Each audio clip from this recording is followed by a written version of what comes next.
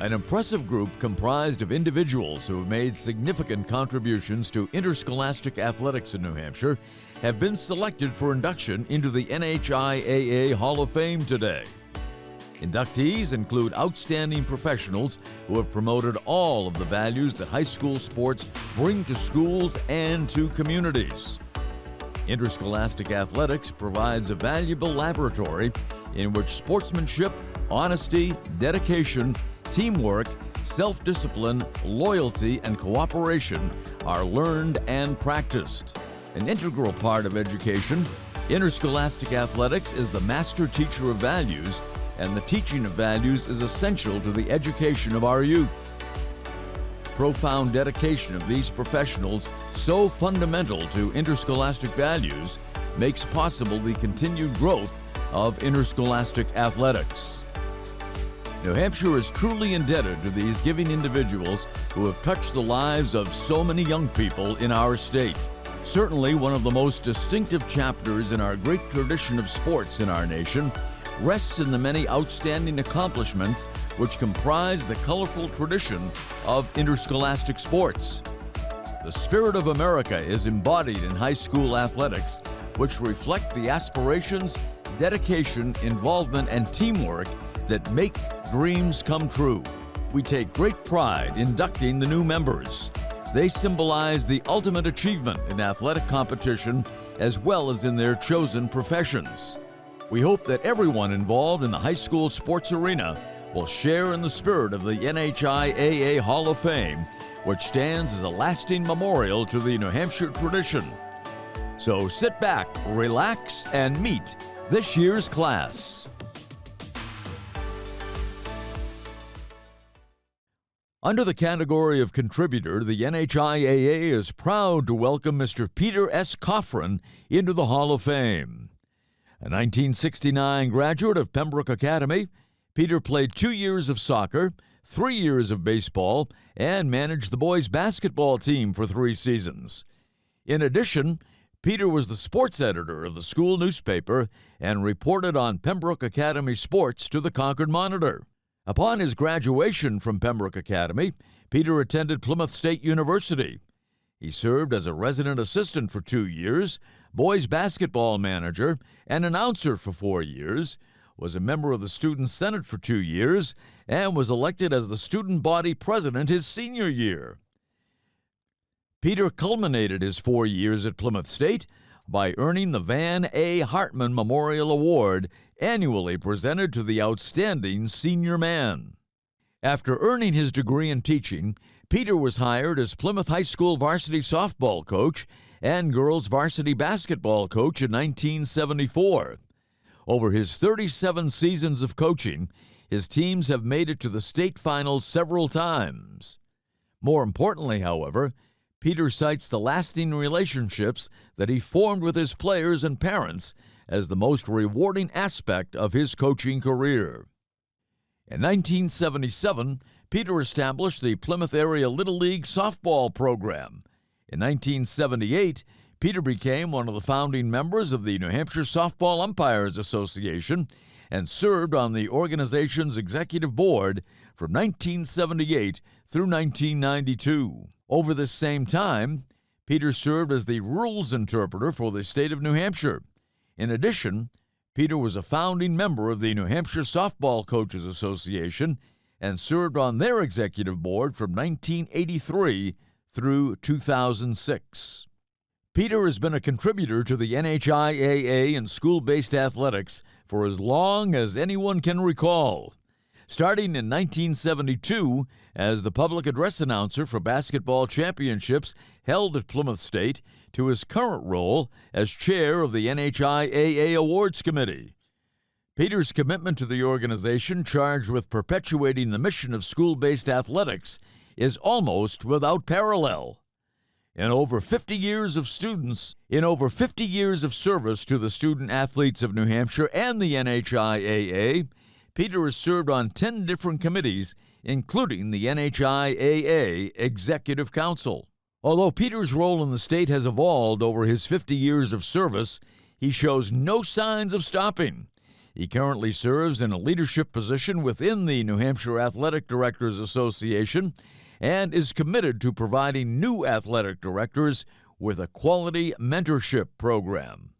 Peter has earned Coach of the Year honors, the NHIAA James Damaris Service Award, the NHIAA Carol DeZibran Advancement of Girls Sports Award, and the NHADA Clyde Meyerhofer Memorial Award.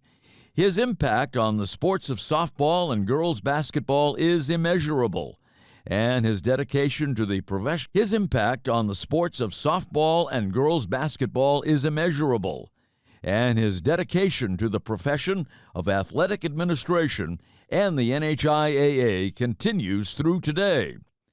Once again, it is our pleasure to welcome Mr. Peter Cofran to the Hall of Fame.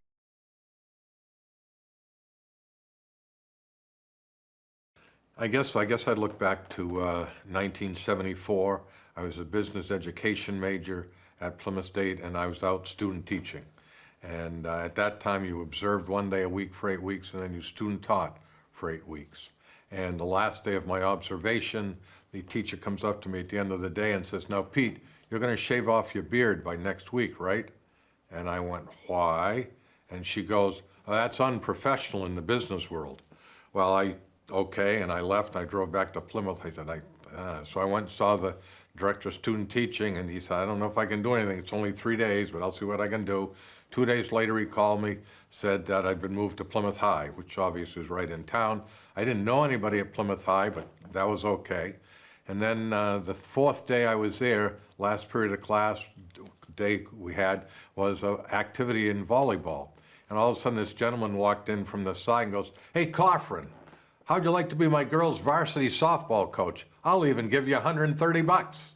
Well, that was in all reality my first introduction to Coach Lenahan.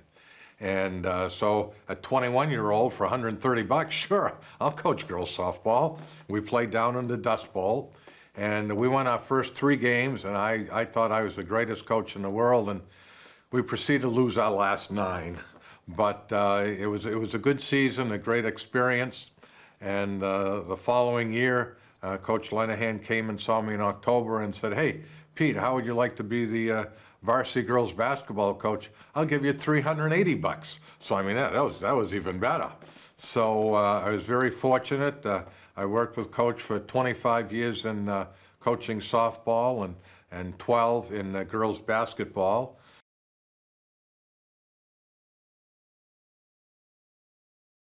As I was thinking about that's one of the things I think has changed the most over the 51 years I've been involved in athletics. Because back in the 70s, there were no computers. There were no cell phones. So you did your job, and if you went home, you were home. And that worked out well. Yeah, you looked at your schedule and made sure that, okay, my stepdaughters had a Little League softball game or something, so I could make sure I was there or whatever. Whereas time progressed, and then when I became the athletic director at Newfound, well, cell phones were in, and laptops and all that. So if I was going to my grandson's events or whatever, I might leave at 5 o'clock to go watch the game. But then when I got home, I'd work another 2 hours on the computer and the laptop answering emails or whatever. And it was just one of those things that seemed to work well for me. My wife and I would look at the schedules. Okay, now next Saturday we have to do this or whatever it was. So we would make sure we would get it on the schedule. And it was just one of those things that, to me, I think it worked well. And also, it was sort of a joke that people would say, "Gee, Pete, are you working today?" And it was like, if it ends in DAY, I'm working it. And I think that, there was sometimes we had to do a little push and shove, and was always fortunate, whether it was at Plymouth State or at Newfound, if there was an event that I really needed to go to for whatever the reason, there was someone that I could go and speak to and be able to help out. But it's definitely gotten, I think, more challenging for an athletic director, principal in this day and age than it was, 20, 30 years ago.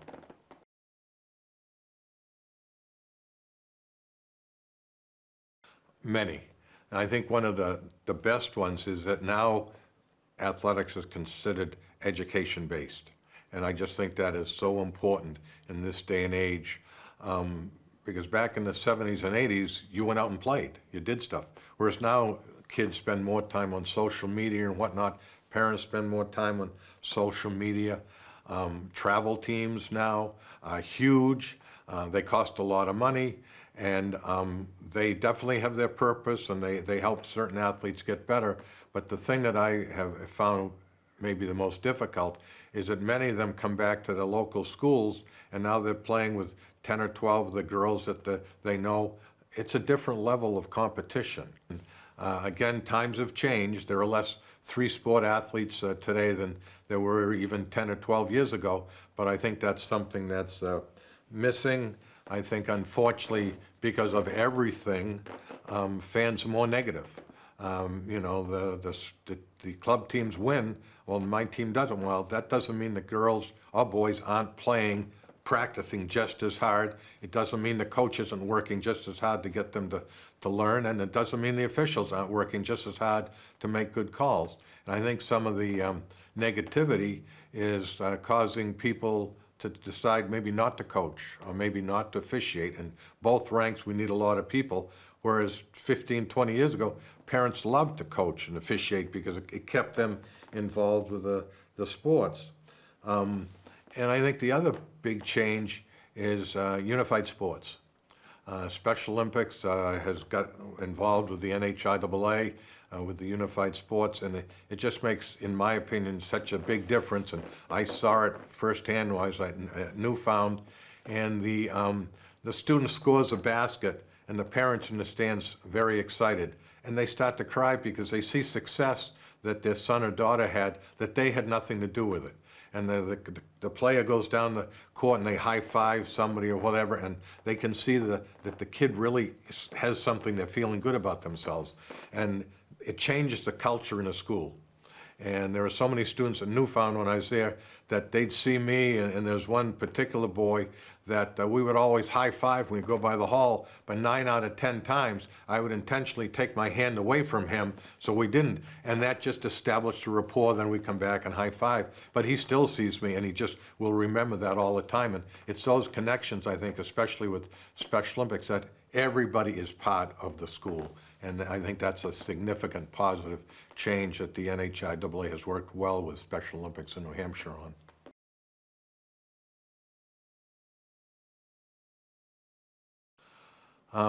Everything. I think everything was, I've been very fortunate to have a very a positive professional experience. I think the most memorable are the 3 state championships we were in 2 in softball, 1 in basketball. Now, they weren't necessarily the most positive because we lost all 3.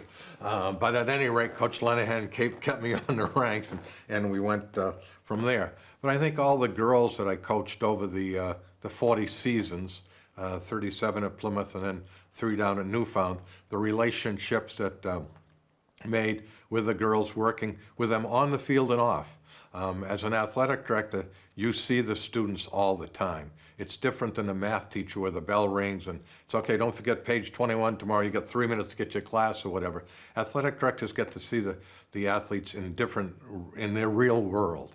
And so we're able to connect with them more.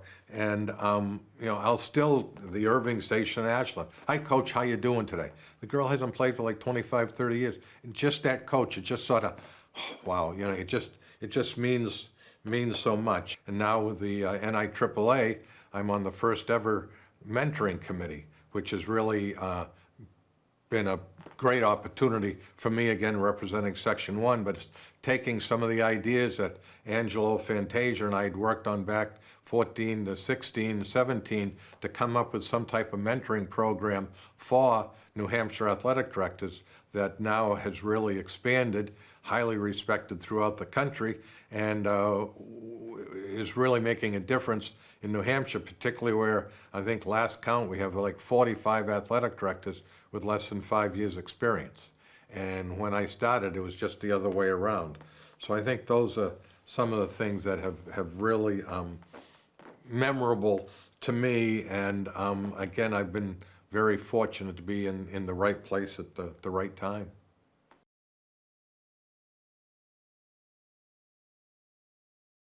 I think I've mentioned, many of them already. Obviously, Chuck Lenahan, a supporter since 1974, so that's 50 years. Great friendships. We had some great discussions. He was always there to support me, and if he had concerns, he knew how to address them, and I knew how to take them. Obviously, Walter Smith. Another huge person in my life is Jim Damaris. I actually got to know Jim at Plymouth State. I was the student body president. I gave him a tour of the campus before his interview. I then started coaching at Plymouth. A year later, he started at the principal at Plymouth. So we'd already had that relationship, and he was with the NHIAA for a number of years, and I got involved in a number of committees, starting with softball in 1978 with Walter Smith, and I've been fortunate there too. I've been on 9 separate committees with the NHIAA plus the council, and all those different committee members, the relationships I built up were huge. John Clark at Plymouth State. 24 years I was there, and the thing I remember most about John, I always mention this, and during the interview, he said, one of his questions entailed, I'm looking for someone to run the facility with me. And it wasn't for me. And I've used that word ever since then, that whatever I did, it's with, whether it was the athletes, other teachers at Newfound, other people at Plymouth State, with. We're working together as a team. And I think that's just so vitally important. I know that I was at the right place at the right time. And I also know that it's not who I know, but who knows me that has made a big difference in my life. And I'm just very humbled today to be with the other 6 individuals, going with the outstanding members that are already in, that I've known for years. And my professional life, I wouldn't change it for the world. I feel many times that I've been one of the luckiest people in the world, and I'm just very thankful, and congratulations to the other 6 inductees today.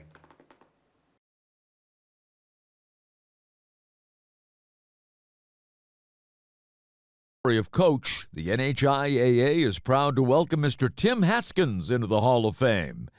A graduate of Woodsville High School in 1979, Tim was a 3-sport athlete for the Engineers, running cross-country in the fall, playing basketball in the winter, and baseball in the spring.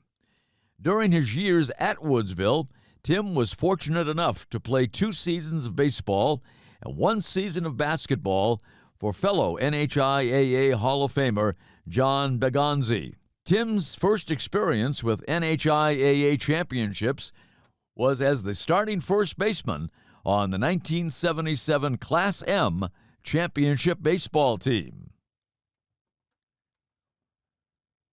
Upon his graduation from Woodsville, Tim attended Boston College, earning a degree in English. Shortly thereafter, Tim returned to the North Country to begin his teaching and coaching career, first at his alma mater, then at Groveton Middle High School. Tim began his coaching career as the boys and girls cross-country coach, as well as the junior varsity baseball and basketball coach at Woodsville. In 1986, Tim took on an English teaching position at Groveton and began to build his legendary coaching resume. During his 24 years as head coach of the Groveton softball team, his teams amassed 315 wins, a state championship in 1989, and appeared in 5 additional title games. As an assistant girls basketball coach for 20 years, he and legendary coach Gary Jeunesse led the Groveton girls to 11 state titles. Since assuming the role as head coach in 2007, a position he currently holds, his teams have won 283 games and 5 state titles. Tim was the head coach of the girls' varsity soccer program when the school fielded their first team in 1995. In 11 seasons roaming the sidelines, Tim's teams tallied 111 wins and 1 state. In 11 seasons roaming the sidelines, Tim's teams tallied 111 wins and 1 state title. In total, over his 39-plus years in education, Tim has coached 27 junior varsity seasons and 59 varsity seasons for a total of 86 seasons to date. Tim's basketball championship in 2008 gave him the state championship trifecta, having won state titles in 3 different sports: softball, soccer, and basketball. In addition to his 7 championships and 7 runners-up, he has been honored by his peers, having been named Coach of the Year in 3 different sports. Tim has also been the Class S representative to the New Hampshire Softball Coaches Association for many years, as well as serving as the Division IV representative for girls basketball and executive board member of the New Hampshire Basketball Coaches Organization for several years. By Tim's own admission, he is proud to have played a part in helping hundreds of student athletes achieve their goals in a blue-collar northern New Hampshire mill town with a dwindling population that lost its mill 15 years ago, but never lost its enthusiasm for high school sports teams. He feels that activities on the high school athletic fields and courts should mirror life lessons. Success in sport and life is built upon hard work, dedication, individual effort, and team effort. He has always instilled into the countless players he has been fortunate to coach over the years that sometimes our efforts will bring us great success. But we have to learn that we don't always win, even with our best efforts and intentions. His belief that student athletes must learn to win and lose with grace and dignity, personal goals are secondary to team goals, and above all else, intelligence, desire, and composure are just as valuable as athletic ability, have been hallmarks of his teams. Once again, we are proud to welcome a coach who has dedicated his career to making not only successful athletes, but good people first and foremost.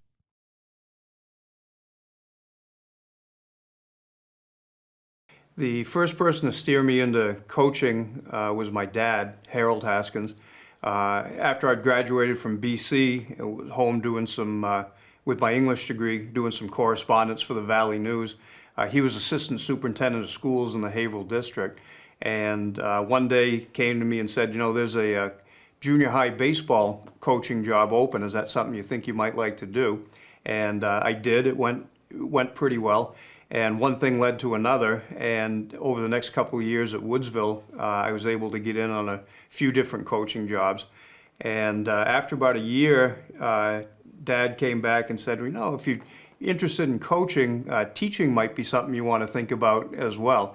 And I think maybe that was his ulterior motive from the very beginning, but that led me into an alternate certification program, and eventually to a 35-year career teaching English at Groveton. So I guess I have my dad to thank for both nudging me into coaching and teaching, which has been a big part of my life for during my professional career.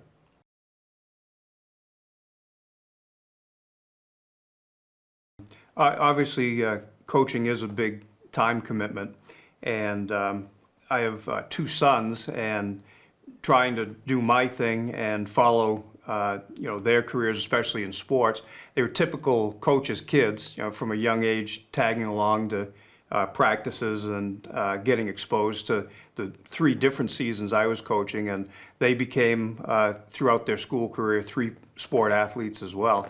And I taught and coached in Groveton, and they attended and played sports at White Mountain Regional, which is one town over. So when they were in high school, sometimes there were conflicts between my game schedule and theirs, but I think over the years I was lucky that since they were involved in so many things, between Cal Ripken All-Stars and CYO basketball, AAU basketball, Summer Soccer League, Men's League basketball, what have you, there were still, fortunately, plenty of times for me to be involved in my sports, but enjoy what they were doing as athletes all through school as well.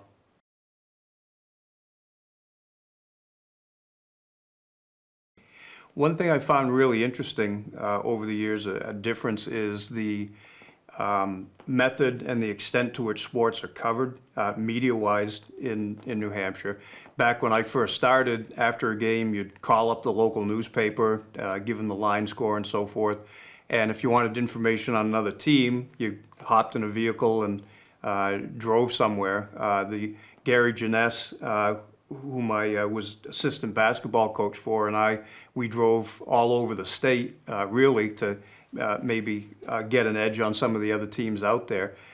Today, we live kind of in a digital information age where more likely than not, if the teams are at any distance, it's not very hard to find good quality, full-length game video of almost any team that you want to see.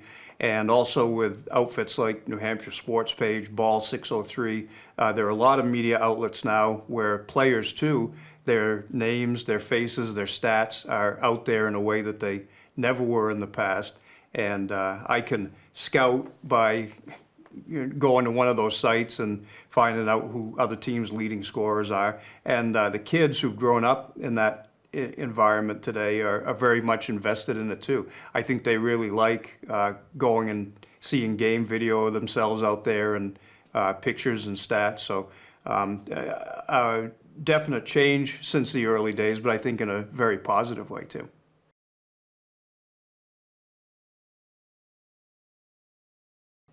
I would say one of the most memorable things is something I actually got to share in common with my high school coach, John Bagonzi, Hall of Famer for whom I played basketball and baseball in high school, is he also won a championship in cross country, which he coached for a couple of years. So titles in 3 different sports seasons.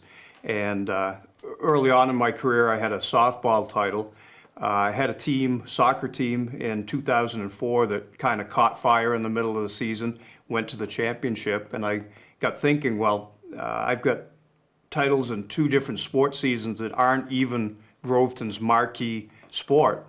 And I knew within a couple of years, I'd coached at that time for 18 seasons as Gary Jeunesse assistant at Groveton. And I knew he was planning on moving on after a few more years. And I said, maybe I'm going to have a chance to do that as well. And it did happen in 2008 with a basketball title. So I kind of dug around, and a Hopkinton girls coach also accomplished the same feat. But it's pretty neat to know that you've done something that only a couple of other people in New Hampshire did, and one of them was your own high school coach.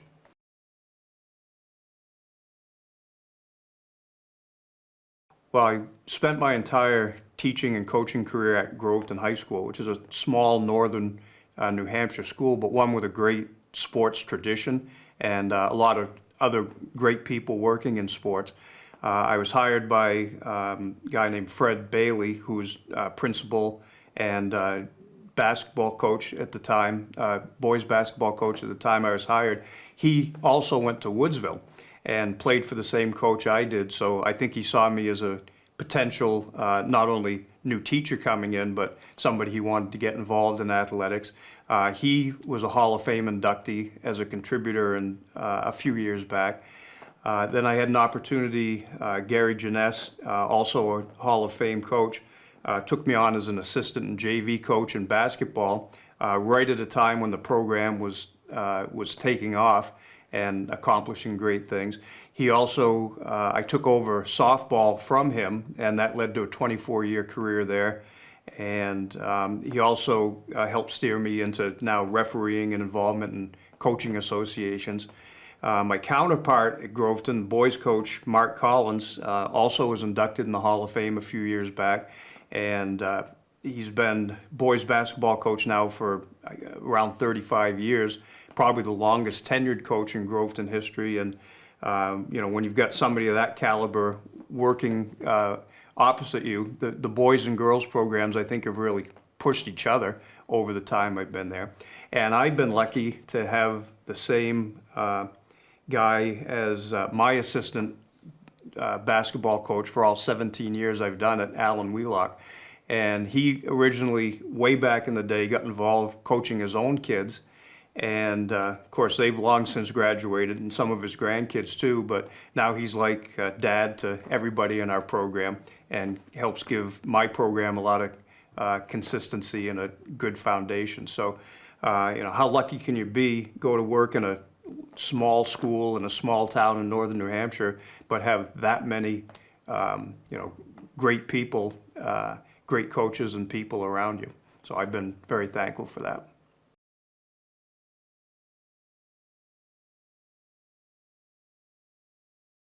Under the category of official, the NHIAA is pleased to welcome Mr. Robert Bin Hood into the Hall of Fame. A 1975 graduate of Berlin High School, Bin played football, basketball, and baseball for the Mountaineers. He attended Plymouth State College, where he majored in health and physical education. Upon his graduation in 1980, Bin coached middle and elementary school basketball. In 1981, Bin began his officiating career working boys and girls basketball games. He is a member of the International Association of Approved Basketball Officials, New Hampshire Board 32, and served as board president from 1994 through 1996. Bin is still officiating games after 42-plus years. Over his career, he has officiated games in all 4 divisions in both boys and girls competition. He has earned the honor of being called upon to officiate 35 state final games and has been a constant figure in postseason basketball in New Hampshire. With over 2,400 high school basketball games under his direction, including 38 straight years as a tournament official with over 150 games to his credit, Bin cites the high school state championship games that he has worked at various college venues across the state as being the most memorable in his remarkable career. In 2021, Bin was recognized by the New Hampshire Union Leader with the John Clark Officials Award. In recent years, he has taken on the role of mentor to new officials in the North Country, trying to help alleviate the shortage of officials north of the Notch. Over his years of service to student athletes in the state of New Hampshire, Bin has dedicated himself to ensuring that the game of basketball is played fairly and respectfully. He has gained the respect of coaches and student athletes alike. His belief that high school sports are an essential factor in the development and growth of students has earned him the respect of his fellow officials. Bin believes that athletics teaches leadership lessons that are transferable to life. Over his 42 years on the court, Bin's goal has been to see young athletes turn into contributing members of society. There is little doubt that Bin's contributions to the game of basketball in the state of New Hampshire is worthy of his induction into the Hall of Fame.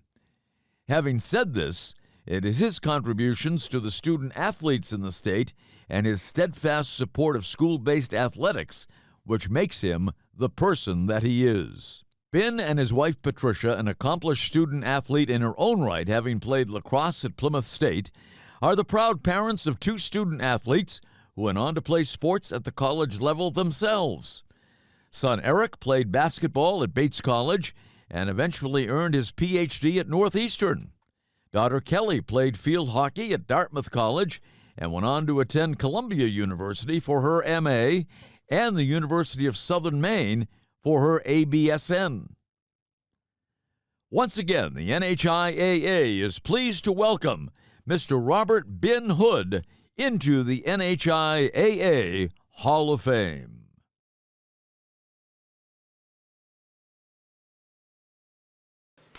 Yeah, someone who influenced me to get involved in officiating was a former teacher and coach at Berlin High School. His name was Mark Tilton. He was my mentor over the years and actually my JV basketball coach and my football coach. And he just kind of kept an eye on me through high school, pushing me in the right direction to make sure I didn't go sideways at some point. But after I graduated in 1980 from Plymouth State College, I was a substitute teacher in Berlin, and I ended up coaching the middle school basketball team. And Mark would be my mentor and come over a couple days a week to, assist in, getting me going in that coaching profession. And it was at this point that he encouraged me to get involved in officiating. As of today, there was a lack of officials, especially in the North Country back then. So he introduced me to two veteran officials from Berlin, Tony Urban and Rusty Ross, who I believe are in the Hall of Fame. So I had a good start with some good mentors in my officiating career. So I thank those guys a lot for all their support over the years. At the end of that year, I got involved in the apprentice program, took the written and floor test and passed that. And then in 1981, I became a member of the men's and women's basketball boards, and that's when my career started. So I have Mark to thank for that, to getting me involved in that. And once I started it, I really loved it, and I pushed myself to get better. So I thank him very much.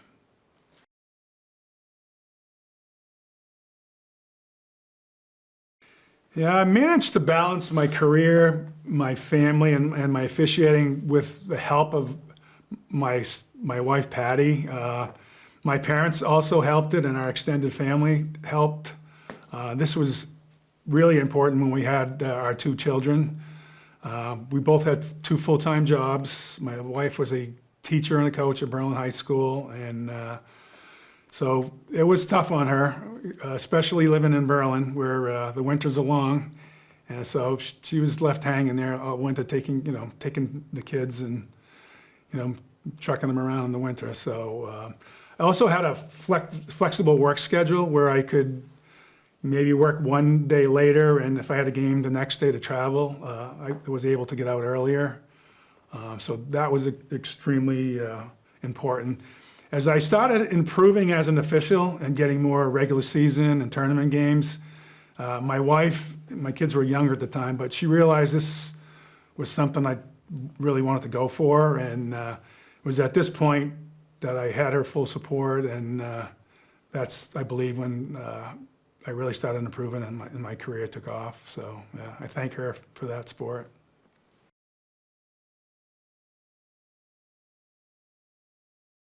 Yeah, some of the changes I've seen, Nate, is especially more recently, maybe in the last 5 or 10 years. I think the athletes are in-season athletes now more than they used to be. As we know, there's a lot of outside interest. A lot of them are working jobs. They all have cars, so they need money to pay for those things. But that's one of the biggest changes I've seen. And in speaking to some of the coaches in the North Country, especially, they're having a hard time getting their summer programs off the ground because the kids just don't want to play in the summer anymore. And like I said, in-season only athletes. And even some of these schools, because of the lack of numbers, have begun to drop some of the JV programs I've noticed over the last couple of years. So I hope that changes. It's very important for these kids to stay involved in athletics. Back when I first started, like in the 80s and 90s, it was more, the athletes were playing 2 to 3 sports, playing year-round, jumping sport to sport, and that is the biggest change that I've seen over the years. As far as my sport of basketball, the biggest change is the three-point play, I believe. Just like the professional sports, everything's focused on offense, and I believe it's kind of trickled down to the high school level. The games are up and down. It's 1 or 2 passes, ball's going up, and they're off to the races the other way. And I like to change. The teams are never out of the games with three-point play. It's good for the fans, and I think it's been a great change. Early on, I think a lot of the focus was on maybe more defense, more half court, but again, everything follows the pro sports. So.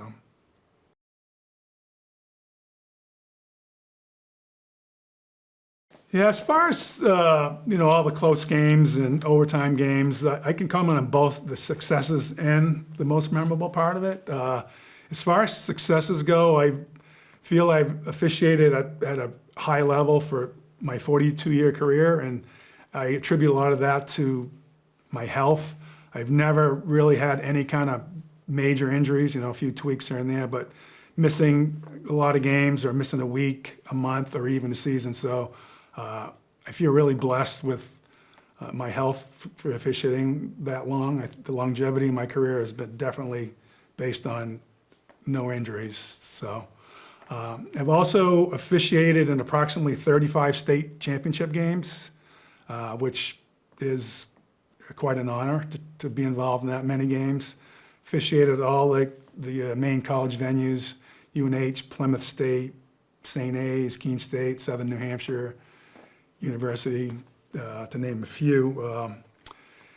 And, the reward for officiating those long seasons is getting to those games, down to those venues with great teams and a lot of fans. So I've been very fortunate to be a part of that for so many years. Back in the 80s and 90s, the men's and women's basketball boards were separate boards. So there was a stretch in the mid to late 90s where I was honored to do a men's and women's final in the same year. That probably wouldn't happen today because of there was one board. So feel blessed for that. I've also officiated in 38 consecutive years of high school tournament. And that's our reward, and I hope to keep that streak going for maybe 1 or 2 more years if I get selected. So that's been a nice part of my career. And as far as most memorable part, I would say the friendships and relationships that I've built over the years with other officials and coaches, especially in the North Country. Officials like Gary Janess, Larry Guile, Bruce Mason, Tim Purrington have been a huge part of my career. We go into the games with the same values, wanting to really work hard and, do a great job for the athletes and the coaches. And as far as the coaches, I feel I've developed a great relationship with the coaches. I believe we have a mutual respect for each other. And I think they're happy when they see me walk in the gym on most nights. But when you go in those small gyms in the North Country with packed stadium, packed houses, expectations are high. So the coaches work hard, the athletes work hard, and when you step on the floor, you're expected to work hard. And I believe working in those environments early on in my career and has helped me progress and move along in my career. So it's been a good run up there. So.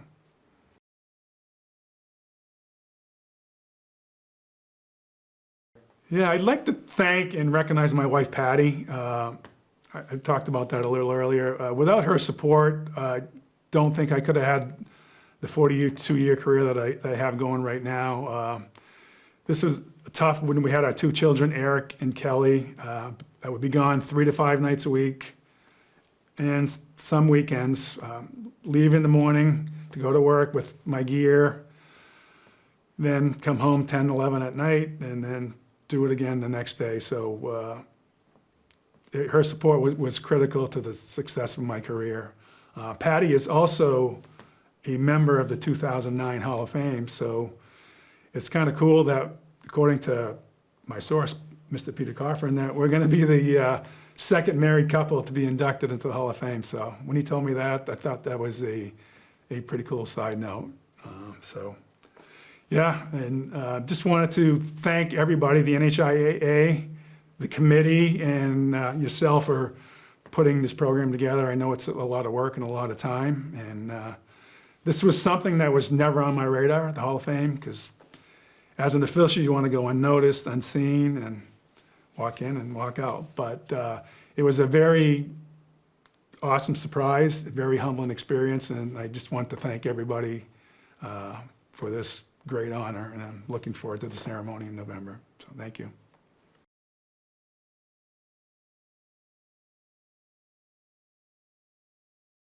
Under the category of contributor, the NHIAA is proud to welcome Mr. Bruce Parsons into the Hall of Fame.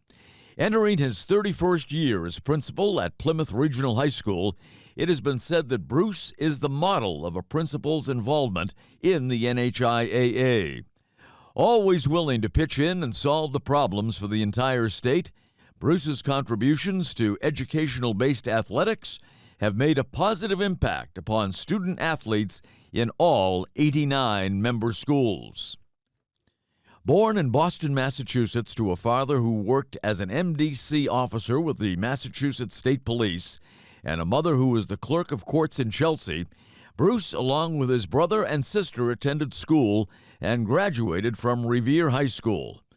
All three Parsons children chose careers in education.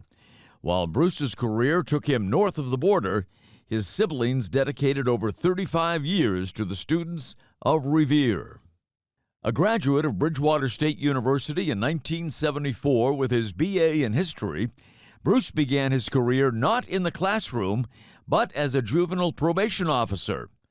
In 1976, Bruce landed his first teaching job at Rivard High School and remained there for the next 10 years, teaching and coaching junior varsity basketball. Budget cuts forced Bruce to look for other employment in the fall of 1986. Working since his teenage years in the hospitality industry, Bruce was hired as the assistant general manager at the Sheraton Tara in Danvers, Massachusetts. It was also during this hiatus from education that Bruce first became involved with the Professional Golfers Association. He eventually served the PGA as the hospitality coordinator for World Cup golf events. This endeavor lasted for 15 years and sparked lifelong friendships with the likes of Arnold Palmer, Jack Nicklaus, Fred Couples, and Tiger Woods. Bruce came to New Hampshire in the fall of 1991 as the principal of the Wentworth School. A year later, Bruce transferred to Plymouth High School as an assistant principal and was named principal in the fall of 1993. While Bruce's journey to leading a high school in the state is less than typical, so too is his leadership style. Simply put, Bruce is of the mind that to be an effective leader, one must always be present. While no one would ever question his motives regarding wanting the best for his students, his methodologies for achieving this goal have been unconventional yet highly effective. He is steadfastly devoted to the mission and purpose of public education and the growth and development of his students. He is equally dedicated to those who share his passion for education and has mentored countless administrators throughout his career. Bruce has been involved with the NHIAA for most of his time in New Hampshire. He has been a member and/or chair of the Wrestling Committee, Finance Committee, Eligibility Committee, Appeals Board, and the NHIAA Executive Council. He has headed numerous subcommittees addressing the most pressing issues involving school-based athletics and mentored young new principals on the NHIAA Executive Council. Perhaps most impressive is Bruce's willingness to do all that is necessary and his desire to receive little credit for all his hard work and dogged determination. The key to Bruce's success can be traced to his days in the hospitality industry. He is constantly providing for the needs of others. Because of this, it is most important that we honor Bruce with this recognition.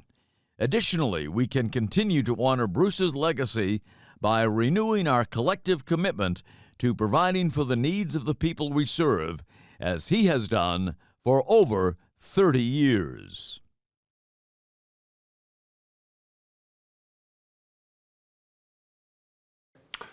Well, as the longtime high school principal in a very sports-minded community at Plymouth Regional, athletics is a very important part of our school's culture. I have enjoyed many championships working with multiple athletic directors, coaches, and seeing student athletes thrive in sports and academics. Getting involved in the NHIAA as a committee member, the chair, a council president, and the executive council member has allowed me to support the organization in all the communities throughout New Hampshire.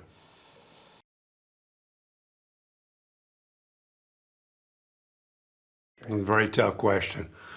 Being a high school principal does not allow for perfect balance of home and work. Being connected to student athletes, coaches, and families is a part of the work. I have enjoyed supporting all my students in my tenure at Plymouth throughout during school academics and all the co-curriculars. But I got to be extremely honest here. I had a very supportive wife, my late wife, Lisa, who allowed me to go out and spend all this time supporting kids. And sometimes it was 6 days a week, but it was very important for the kids to see their principal not only inside the school, but outside the classroom and all the activities that they participated. And having that support at home was very important, but it was tough.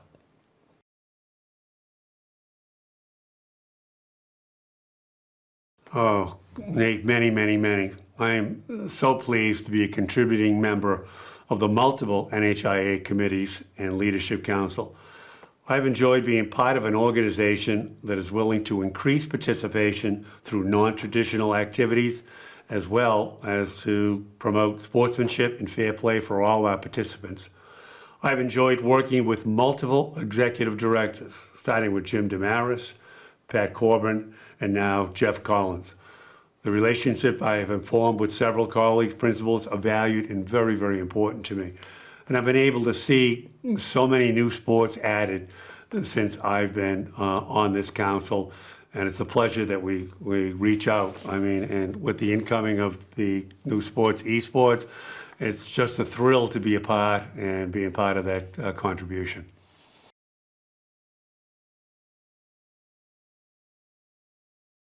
There have been many, many championships in my tenure at Plymouth Regional High School. They have been many memorable, most significant and lasting memories in my athletic endeavors at Plymouth Regional High School. Specifically, the one that comes to mind, Nate, is the first unified basketball game that we were able to perform.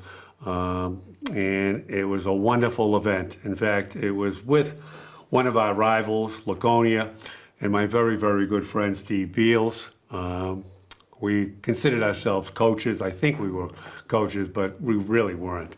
But to watch that game and to watch those kids perform, the crowd was huge. It was just a tremendous, tremendous experience. And after the game, we had the chance to celebrate. I know Steve will remember that we ordered a huge Chinese buffet, and we had close to 60 people up there enjoying in the moment.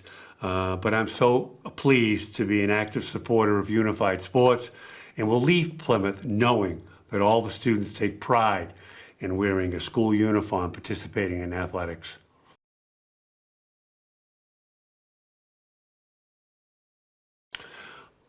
I am humbled to receive this recognition of being inducted into the NHIAA Hall of Fame. I really have some level of discomfort about the acknowledgement.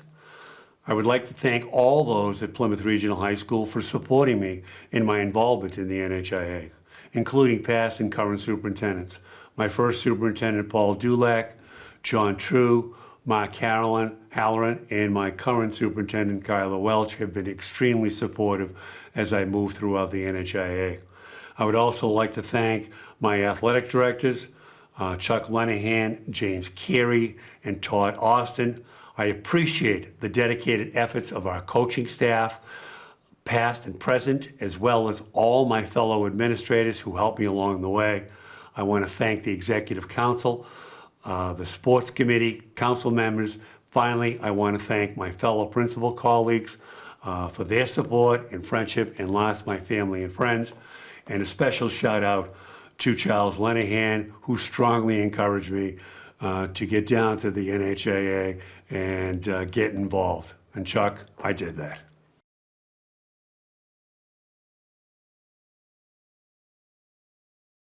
Under the category of official, the NHIAA is pleased to welcome Mrs. Carol Morris Rivard into the NHIAA Hall of Fame. A native of Dracut, Massachusetts, Carol's involvement in sports began at an early age. A three-sport athlete in high school, Carol captained her basketball, softball, and cheerleading teams and was voted most athletic. Upon her graduation from Dracut in 1964, she attended Lowell State College, majoring in elementary education. While at Lowell State, Carol participated in women's play days and served as a class official and senior class vice president. Upon her graduation in 1968, Carol was hired by the Pelham School District, where she taught grades 1 through 3, served as curriculum chair, head teacher, administrator, president of the Teachers Union, and served on numerous other committees. Carol has been officiating women's sports in Massachusetts and New Hampshire for over 50 years. It is important to note that Carol is still an active official today. After winning 2 state championships as a coach, she found a new passion, officiating girls' sports in 1969, joining the Greater Lowell Board 95. Citing a passion for the rules and becoming a role model for girls, she was only one of 3 candidates to pass the written and floor test to become an official. She quickly became known as the lady official with a great smile and attitude. She continues to treat each game she officiates as if it were a state championship. A number of years ago, Carol and 2 other female officials were instrumental in getting Women with Whistles off and running in the state. This groundbreaking initiative in the state targeted females in an effort to engage them in the vocation of officiating, a program that was truly ahead of its time. Carol has been called upon on numerous occasions to speak, sharing not only her journey with the audience, but encouraging them to pick up a whistle and join in the game. She remains a staunch advocate for women's and girls' sports and has received many accolades for her service and devotion. Carol believes that REF stands for respect of the rules, enthusiasm through encouragement, and friends in competition. She also believes that in life it is better to be kind than right. Although she strives to be right and kind, her positive attitude and desire to treat all with kindness and respect is what sets this pioneer apart from others. The NHIAA is proud to welcome Mrs. Carol Morris Rivard into the Hall of Fame.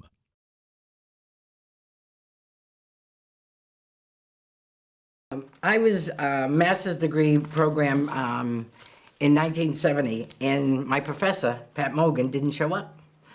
And I had a few hours to kill, so I said, well, just at UMass Lowell, I walked over to the gym. And there was Dr. Jim Sizik, and there must have been like 100 guys in the gym. And I'm like, wow, what's going on? So he gave me one of these, because he knew me, and I walked forward. He said, this is the IABO basketball group. And I went, what's IABO? It's International Association for Basketball. He said, this is the first meeting. Why don't you join us? I was grown. There was not another woman. I said, sure. So I sat down, and I loved it. And basically, he was there to introduce people to who want to become an official. And it was an 8-week course. And funny, it culminated in November, and here we're going to do the Hall of Fame in November, so that's a deja vu for me. I started to officiate basketball. I was one of 102 people who took the test. And there was 4 of us left in the gym taking the test. And he came over to me and he said, Carol, 98 people have failed so far. I'm counting on you.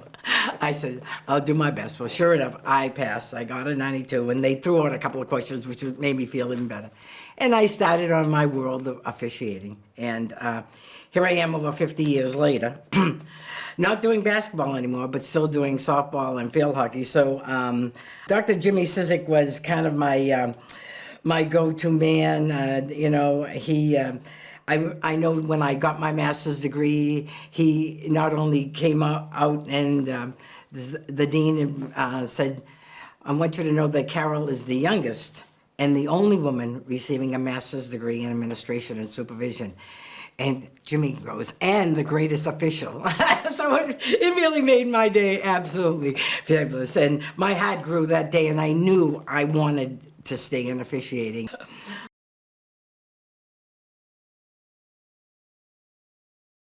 Well, I think that anyone who knew me realized that life is not worth living unless you're happy. I have a lot of joy in me, and I'm big as life, and I come into a party and I have a great time because they're waiting for me to have a good time. So I think the people around me all understood what was the commitment, and like you said, I as a person at times would say, oh, what am I doing?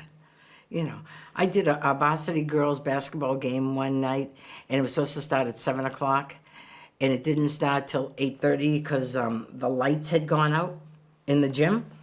So they had to restart these lights.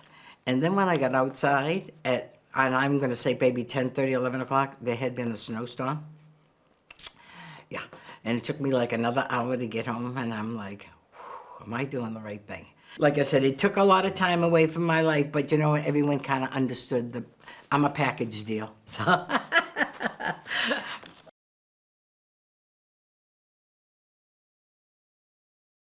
Many and mostly wonderful. I have watched little girls who really didn't believe in themselves, just joined like a basketball team or a softball team, suddenly become confident, strong, willing to listen. I believe this, what I've seen is a wonderful succession of women in sports, acceptance of women in sports, the excitement of having great athletes. We as officials and coaches and ADs need to instill this and continue to realize how important. Little girls, I think, when they, let's say they stop playing ball or whatever, if they don't have a really high success level, they walk away. Little boys, they could have 20% success level and they're back the next day with the same shirt on. So that's what I've seen. I've seen this wonderful transgression of girls becoming courageous and inspiring each other. That's the big thing. Women inspiring women to become officials. I always have this wonderful thought in my mind that I start every game, be it basketball, be it field hockey, be it softball, I always say, good luck and good sportswomanship. And I'm known for that statement because that's what I want them to believe in themselves, have confidence and be strong and really encourage each other to be the best they can be.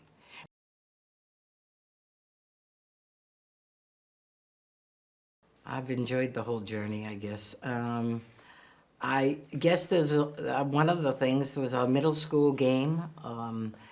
A little girl, I believe she was from Salem, New Hampshire. Cindy Marson, my friend, was the coach and told me the little girl had cancer and wanted to play field hockey. So the game was just about over and I said to Cindy, let's put her in the game. So everybody knew the situation and we let her play and banged around and blew the whistle and we got her to score a goal. At the end of the game, as everyone knows, the Rivard gives away the game balls. And I gave her the game ball. And I guess the little girl's heart was just thrilled. And Cindy called me last spring and said the little girl had passed, but always said that referee who gave me that game ball. So in my heart, that's special. And in all of the state tournaments you do and everything, there's all that grandeur and everything. But you know what? We should be there for the athletes first. I don't care if it's D1 college or if it's a junior high game. We're there for them. Gene Conley one day said to me, God rest his soul, with Jim Flynn, and said, you know what, Carol, my boys basketball team, my girls basketball team, all they say is, get the lady ref back. Get the lady ref back. We like her. So who knows, right?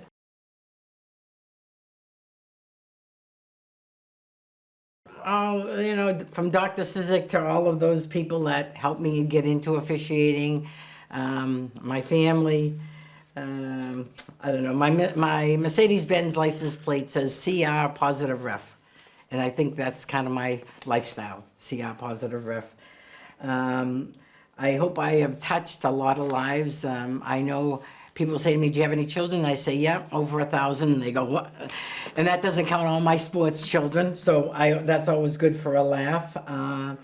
But like I said, this award means so much to me and my brother and sister officials. It's amazing how the requirements to become an official are kind of stern, but once you get in there and you work hard, you find yourself to be honest with yourself and honest with the people around you. I've always had the feeling that I've gone to every game and done my very best and hopefully looked my very best, because the image that people see of you when you walk on the field or walk on the court is amazing. I think I was the only softball official that ever had my Albeco shirts done up at the laundry. They used to say, "Oh, look at the creases." I say, "Yes." But you know, most of all, you need to love yourself. You need to love your family and friends. And I think most of all, as a woman official, you need to serve as a role model. Little girls are going to grow up to be big girls, and hopefully someday they will become an official, a coach. I always say to them, come back to the sport, make me happy.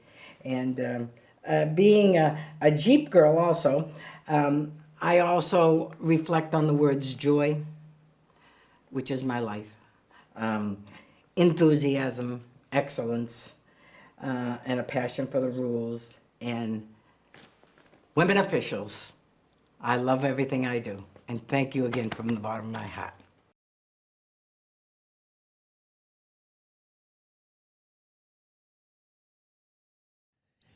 The NHIAA is pleased to welcome Mrs. Melinda Mim Ryan into the Hall of Fame. Mim's path to coaching began as a student athlete at Newburyport High School in Massachusetts. A 1978 graduate, Mim was a three-sport athlete in high school, playing field hockey, basketball, and softball.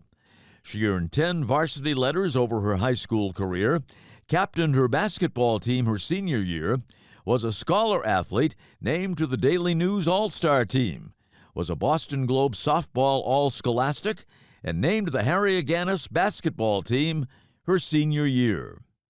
After her decorated high school career, Mim attended the University of New Hampshire, where she played basketball for 2 seasons. It was during her junior year at UNH when her coaching career began. As a 20-year-old, she became the assistant girls basketball and varsity softball coach at St. Thomas Aquinas High School. While Mim cites her parents as her first influencers in her life, she credits Sandy Tilton, her first high school coach, with teaching her more than skills and tactics. She taught Mim to win with class, respect her opponents, and to be a dedicated and positive teammate. Mim also credits this influential coach with her choice of college and her major in physical education. With 302 career victories, Mim cites coaching both Sanborn and Timberlane high schools to their first ever state title in field hockey as a highlight. Equally satisfying, she goes on to state, is seeing her student athletes grow and mature, watching them overcome adversity, and coming together as a team to achieve both individual and team goals. It is safe to say that seeing her kids grow and come together was the drive behind 38 years of coaching. Being a positive influence has impacted her players both on and off the field. While she coached over 60 student athletes who went on to play in college, countless more whose playing days ended in high school are successful in life due to the life lessons instilled in them when under Mim's guidance. The accomplishments of teams coached by Mim have earned her Coach of the Year accolades on numerous occasions and multiple state championships. Her service to the sport she is passionate about included a 20-year stint on the NHIAA Field Hockey Committee, and she was honored to be a mentor to numerous coaches across the state. She held multiple positions within the New Hampshire Field Hockey Coaches Association over the years, including terms as the association's president and vice president. She served on the National Field Hockey Association High School All-American and All-Academic Committee, and even became a field hockey official in the state. Mim's philosophy of school-based athletics was born with an influential high school coach, but She has morphed into one of the most successful motivators of young people the state has ever seen. Teaching not only the game of field hockey, but the game of life is what sets Mim apart. Building confidence, charter, communication skills, responsibility, commitment, leadership, self-esteem, respectfulness, and self-discipline are the hallmarks of her teams and players. Her motto is to win with humility, lose with character, and do both with dignity, is something we should all strive towards. Once again, we welcome Mrs. Mim Ryan to the Hall of Fame.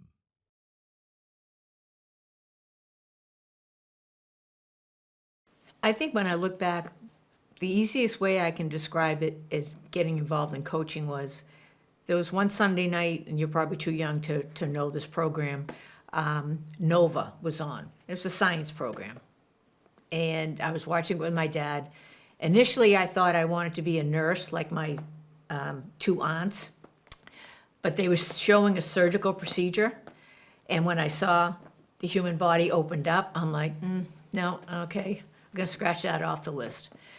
Youngest of 6 kids, had a big yard. We were always out on the side lawn, playing catch, playing football, shooting hoops, pond hockey.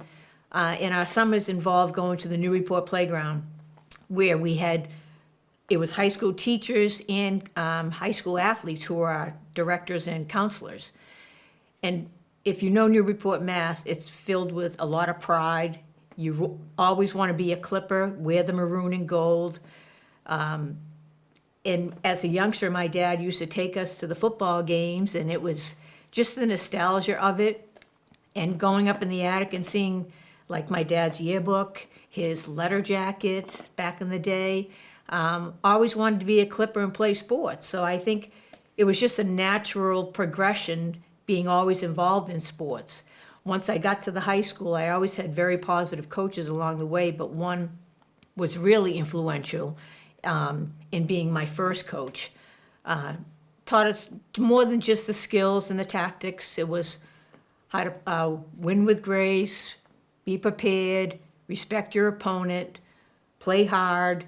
And it was through her influence that I ended up going to UNH, because she was a UNH grad. So I would say she was the strongest influence in having my pursue a degree in education and in coaching.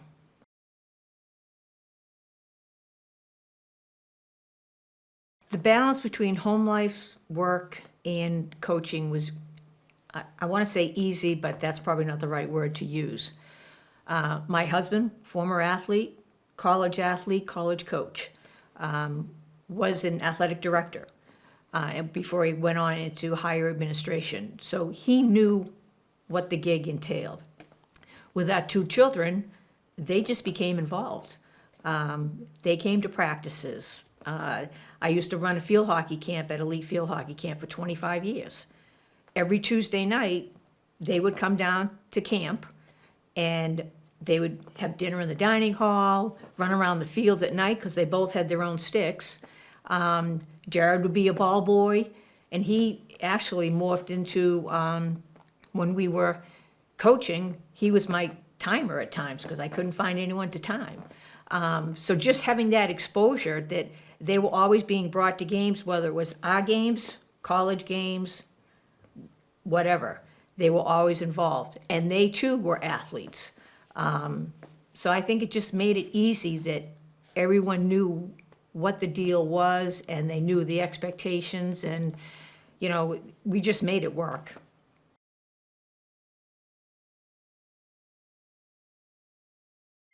I think the changes that I've seen over the course of my career have been geared towards, there's no longer that 3-sport athlete. You have that one athlete that does 1, 2 if you're lucky. Programs are starting and kids are getting involved at a younger age, whether it's through camps, youth programs, club programs.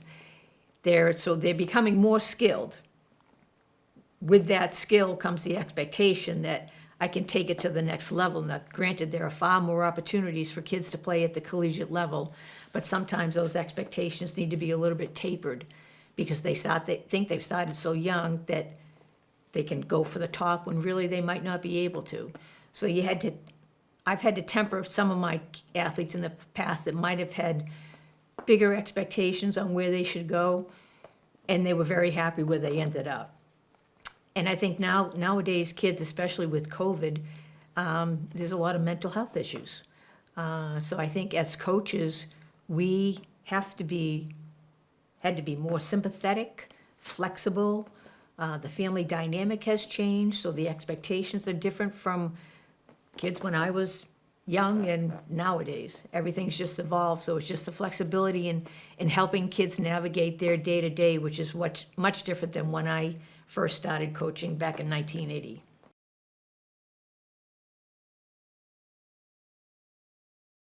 I would say most memorable were the field hockey state championships that we won at Sanborn and Timberlane, which were the first ones in school history.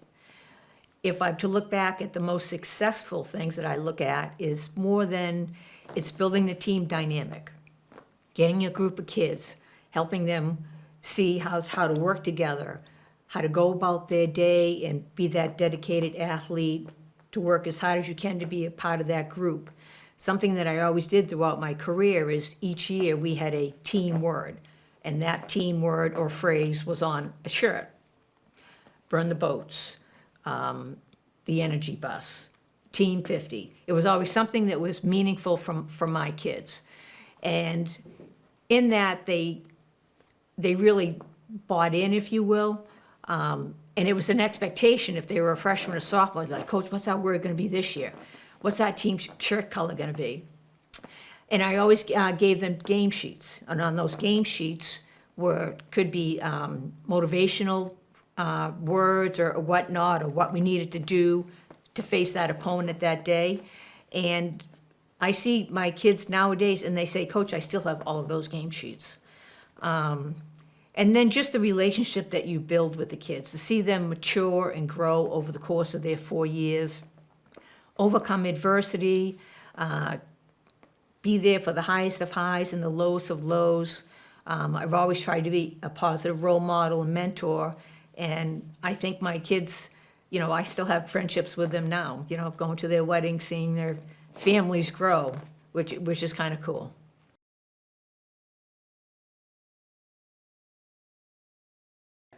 I think my biggest thanks would go to my parents. They instilled in me their wisdom, values, and work ethic. I saw on a daily basis their dedication, commitment, the importance of family, and their self-sacrifice. And I think their love, support, and boundless faith in me made me into the person I am today. My husband, Joe, of course, even though he is a coach, he always knows that come August 1st, it was like, okay, coaching mode, I'll see you in November. But he was always very, very supportful and my biggest fan. And I think a third one would be my twin sister. We had parallel paths. She was in Massachusetts, I was in New Hampshire. But it was always that reassurance that, you can talk about a practice, a game, any situation. And with the twinish intuition, I think it was like we knew when we needed to make a phone call.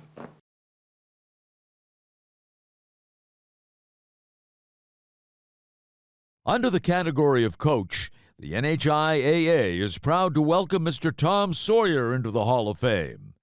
A coach who held his student athletes to the highest of standards and a desire to win, Tom was certainly intense, yet his players knew that he would always be there for them. Armed with a knack for getting the very best out of each and every student athlete, Tom did not only teach the X's and O's of the game, but he instilled life lessons best learned during the adversities that come with a season playing football. Tom began his coaching career at the University of New Hampshire as a graduate assistant in 1969, upon the end of his playing days in Durham. He then spent some time at Ithaca College and other high school programs such as Lawrence High School in Massachusetts before landing a teaching job and head football coaching job at the newly formed Londonderry High School football program in 1980. In total, Tom's involvement in the game he loved spanned 38 years. Upon his retirement from teaching and coaching in 2007, Tom's Londonderry teams earned a record of 182 wins and 90 losses and 6 state championships. Fellow Hall of Fame coach Brian O'Reilly of Pinkerton Academy stated that Tom is one of the true elite coaches in New Hampshire football history. Tom's lessons in sportsmanship and character are what matter more than his overall record. He demanded perfection and was an expert motivator. While he was certainly demanding of his players, it has been said that he was very fair. Hard work and dedication to the team and the program were the keys to seeing the field on game day. There were no free rides and no handouts given to players. All knew what they needed to do to improve, and all were able to advance based upon hard work on and off the field. His teams were always well prepared, playing fast and aggressively until the final whistle, yet were always well disciplined and always played with the utmost sportsmanship. There isn't a player that suited up for Londonderry over Tom's tenure that was not subject to his relentless pursuit of perfection. This meant many long hours on the practice field or extended periods of time running a drill until the team got it right. His practices were never planned to extend into the evenings, but often they did. Regardless of how long or tough his practices were, Tom always ended practice stating to his players that he loved them. An avid skier and devoted husband and father, Tom can still be found on the ski slopes throughout the winter and refereeing lacrosse in the spring. Although his tenure at Londonderry came to an end some time ago, his legacy lives on in the student athletes he has shaped into adults and the storied history of a football program he started in 1980. Well, I played sports in high school and college. I was very fortunate.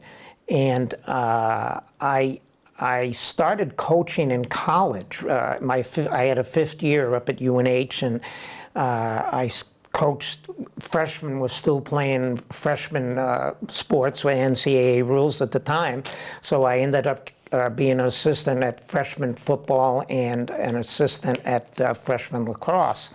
And so I got into it that way, and then I went out from there into Ithaca College and worked for Jimmy Butterfield, got my master's out there.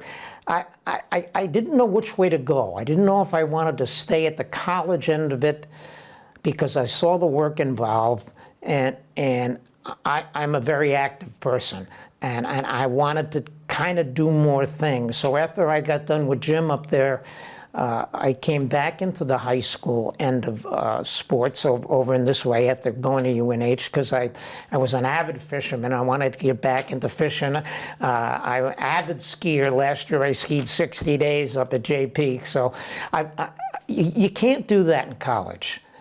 Because it's not only your job, it's also your hobby.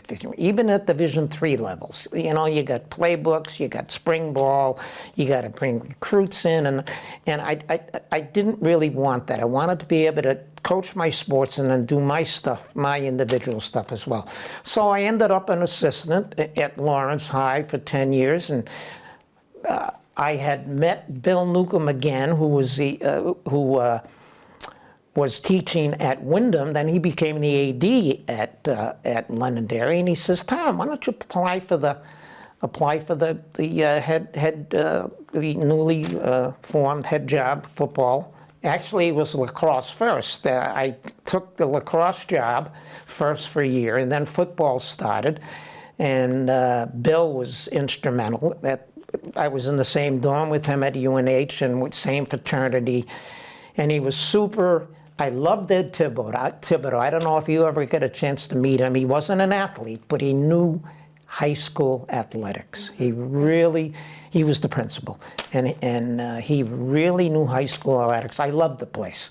I went in there for an interview. I thought I was in a hospital. I just came out of Lawrence High in Lawrence, Massachusetts, with chicken wire on the windows to try to keep the kids from breaking windows. You go in the bathroom, you had to tiptoe because everything leaked. And I opened the door to Londonderry High School for my interview, and I says, "Oh my God, I'm in a hospital." At the time. And that just started the whole ball rolling in the lacrosse the first year, and then in '81, starting the football season. And Bill and Ed Thibodeau were the reasons why I ended up at Londonderry High School.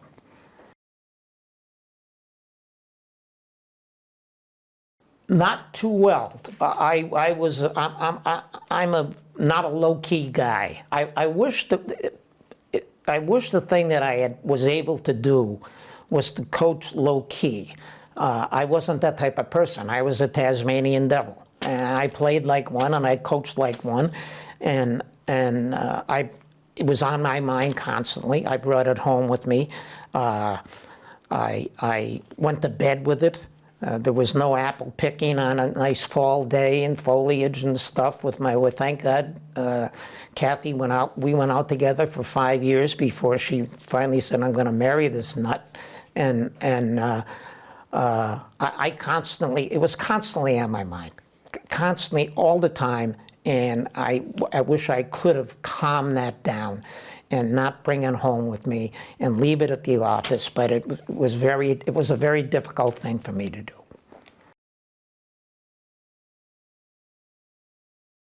You can ask Dave Rosmick, he'll tell you. I was old style. And when I got out of '07, there were changes being made. There was more parental intervention.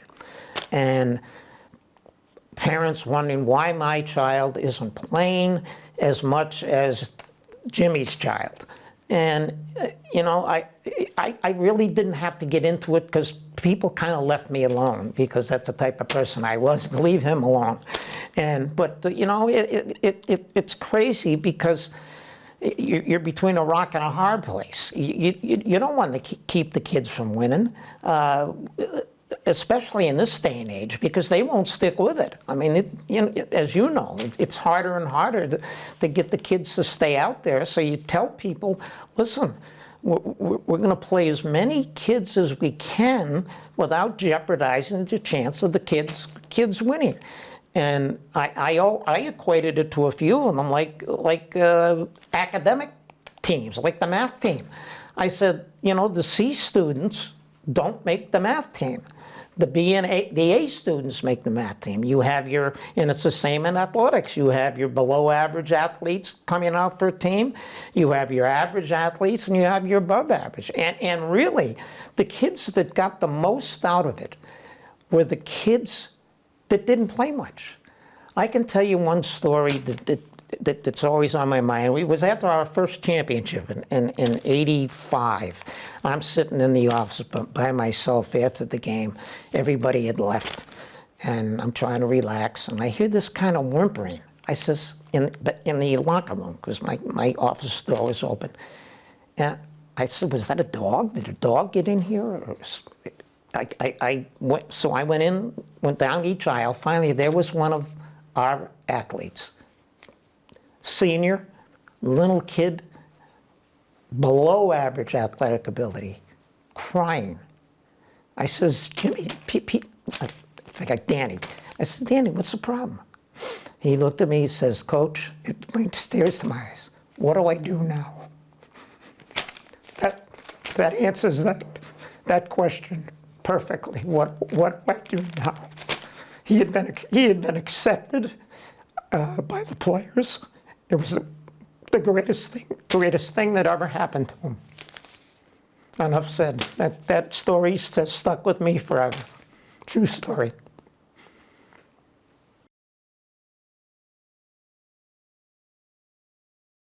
Tell this story.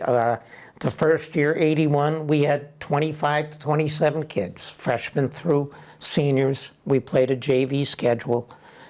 And all the way up, 1999, team, undefeated. We were named by the Nesson Sports Group as the #1 team, football team in New England. And that time period was fantastic. The kids at Londonderry, I tell people, I can name the kids on one hand I really didn't like. The kids would run through the wall for me. And like I said, I was old school. You know, they said there was none of this, I got to go out there at 2 with this nutcake, and practice. None of that. The kids were fantastic. They have a golf tournament now in my name to raise scholarships for student athletes.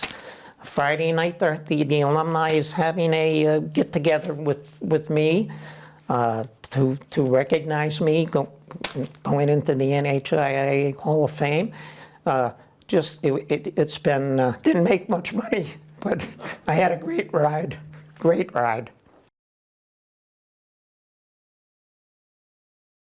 Well, first of all, of course, when I got back into high school would be Bill Newcomb and Ed Thibodeau. But I'll tell you, I had some great mentors. My linebacker coach and football and linebacker and lacrosse coach at UNH, Junie Carbonneau, who has since passed, was just a fantastic man.